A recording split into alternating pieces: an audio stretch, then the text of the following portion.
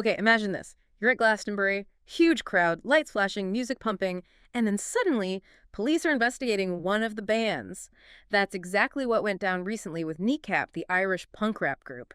So today, we're going to jump into that whole situation, really unpack it based on a Sky News piece that dropped just yesterday, Friday, July 18th. Our mission here is to figure out, why the police got involved in the first place, how the band reacted, because they definitely reacted, and what this whole thing tells us about, well, that line between free expression on stage and keeping public order at these massive festivals. We're starting with the latest update, the news that just broke. Yeah, it's a really interesting one. It throws that whole tension right into the spotlight, doesn't it? How artists operate, how authorities respond. And the big headline, as you said, from Friday, July 18th, is that Avon and Somerset Police announced they're taking no further action. The investigation into Kneecap's set, it's closed. Right, closed, which is interesting in itself, that quick turnaround. Yeah. So what were they actually looking at? What specifically about the performance triggered an investigation? Well, the police statement mentioned they were investigating comments about a forthcoming court case that were made during Kneecap's set. That was back on June 28th.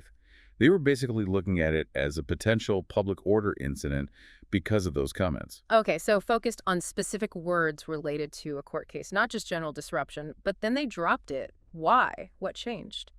They got advice from the Crown Prosecution Service, the CPS, and after reviewing everything, the officers decided there just wasn't enough evidence, not enough to show a realistic prospect of conviction for any offense. So, legally speaking, the case wouldn't hold up in court. Gotcha. Not enough solid proof. That must have been, well, quite something for the band to hear. You mentioned their reaction. I understand they weren't exactly quiet about all this, and there were concerns even before the show. Oh yeah, definitely not quiet.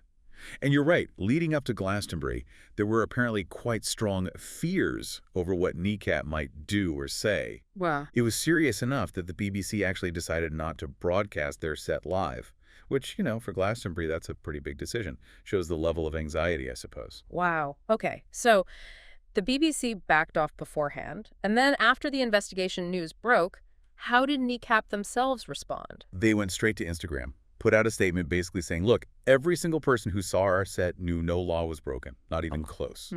They called the gig itself a celebration of love and solidarity, really pushing back against the whole premise of the investigation. A celebration, yeah. That's quite a different framing.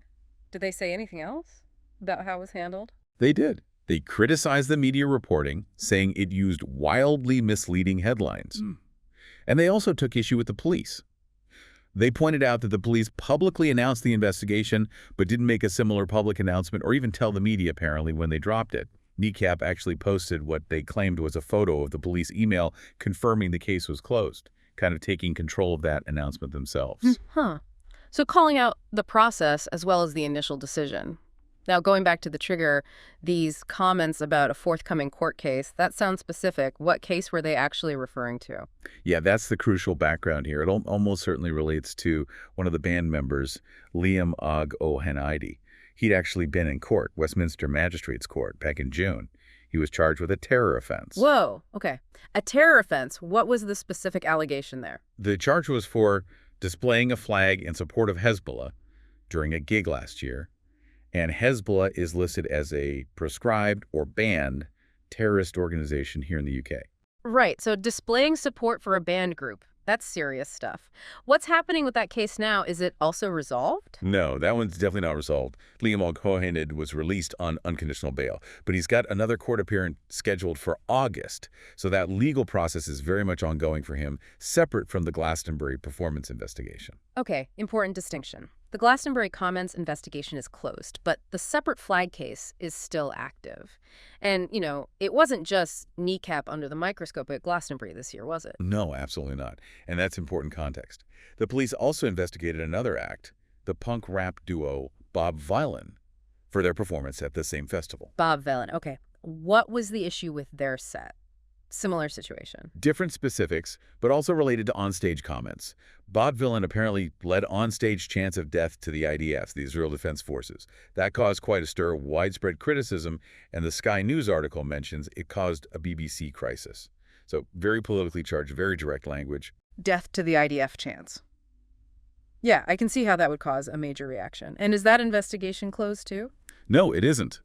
The police statement from Friday specifically confirmed that the investigation into Bob Vylan's performance is still ongoing. Interesting. So, two investigations launched around Glastonbury performances, both involving politically charged comments, but with different outcomes so far. Kneecap's closed, Bob Vylan's still open. Exactly. It suggests maybe the specifics of the comments or perhaps the perceived directness of the incitement is leading to different paths in the legal assessment, or maybe just different timelines. Right.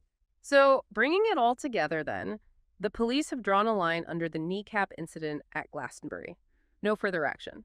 It was a brief, intense flashpoint about what can be said on a festival stage. But this whole deep dive, looking at both Kneecap and Bob Vylan, it really surfaces some big questions for you, doesn't it? Like, what does it mean for artists when their words on stage are increasingly scrutinized like this, especially at huge events? How do we as a society kind of navigate these situations where spontaneous performance bumps up against legal lines and public reaction, especially when politics gets involved? And you have to ask, what are the responsibilities here? For the artists, sure, but also for the festival organizers, even the broadcasters like the BBC. Where does everyone's responsibility lie in these really high-stakes moments? Definitely some things to chew on long after the music stops.